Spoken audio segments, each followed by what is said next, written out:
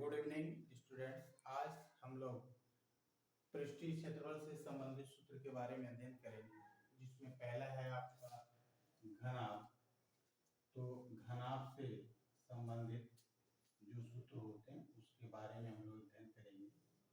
तो जैसे आप जानते हैं कि जो घनाभ होता है, घनाभ की लंबाई, चौड़ाई और ऊंचाई तीनों भुजाएं होती हैं, और तीनों भुजाएं जो हैं अलग अलग होती हैं। लंबाई अलग होगी, चौड़ाई अलग होगी, ऊंचाई अलग होगी। ठीक है, ये L अगर ये B, आप ये चौड़ाई अगर मान लेते हैं, ये आप इसको मानिए, ये आपकी ऊंचाई बन जाएगी। तो LBH आप लेंगे तो घनाभ का जो आयतन होता है, घनाभ का आयतन, घनाभ का आयतन लंबाई गुणे चौड़ाई गुणे ऊंचाई, ये सूत्र होता है, जिसको हम लोग LBH कहते हैं। LBH हो जाएगा। अब इसके बाद घनाभ का संपूर्ण पृष्ठ, घनाभ का संपूर्ण पृष्ठ,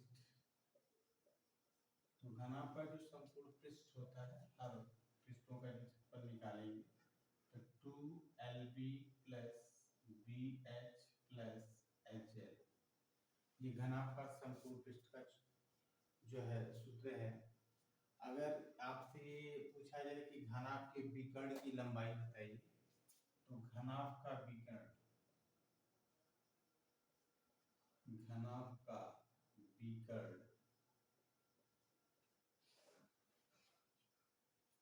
तो घनाभ का जो विकर्ण होता है, ये होता है under root L square plus B square plus H square.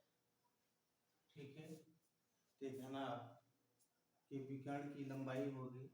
अगर आपसे ये पूछा जाए, जैसे कोई कमरा है जो घनाभाकार है, तो कमरे की चारों दीवारों का क्षेत्रफल, कमरे की चारों दीवारों का क्षेत्रफल, दीवारों का क्षेत्रफल, ये होता है 2L plus B into H। तो ये घनाभ से संबंधित सूत्र हैं। इसके बाद हम लोग घन से संबंधित सूत्र देखेंगे। घन और घनाभ ये बहुत इंपॉर्टेंट लेसन है, इससे हर साल बोर्ड में क्वेश्चन आते हैं। तो घनाभ में लंबाई, चौड़ाई और ऊंचाई होती है। इसमें भी लंबाई, चौड़ाई, ऊंचाई होती है, लेकिन तीनों सेम होते हैं। जो लंबाई होगी वही चौड़ाई होगी, वही ऊंचाई होगी। तो इसी से रिलेटेड आपका फार्मूला है। तो जहाँ घनाभ लिखे हैं वहां घन लिख दीजिए। तो घन का आयतन, तो देखिए लंबाई भी वही, चौड़ाई भी वही, ऊंचाई भी वही। तो लंबाई गुणे लंबाई गुणे लंबाई करेंगे तो लंबाई क्यू होगा। तो इसीलिए इसको भुजा क्यू कहा जाता है। क्या कहा जाता है? भुजा क्यू। अगर इसके कोण या भुजा की लंबाई ये मान लें तो आप a क्यूब लिख सकते हैं इसको। ठीक है, इसी तरह घन का संपूर्ण पृष्ठ, घन का संपूर्ण पृष्ठ, जैसे आप ये फार्मूला लिखे हैं, तो यल गुणे यल, यल गुणे यल, एल गुणे यल प्लस बीच में कर लीजिए, 2 से मल्टीप्लाई कर दीजिए, तो आपका वहां पे आएगा 6a स्क्वायर। ए गुणे धन ए गुणे धन ए गुणे, तो ये ए स्क्वायर प्लस ए स्क्वायर प्लस ए स्क्वायर, 3a स्क्वायर, 2 से गुणा करेंगे 6a स्क्वायर आ जाएगा। घनाभ का, तो घन का विकर्ण निकाल लीजिए, घन का विकर्ण, तो घन का विकर्ण जब आप निकालेंगे तो ए स्क्वायर प्लस ए स्क्वायर प्लस ए स्क्वायर रखेंगे तो 3a स्क्वायर आएगा।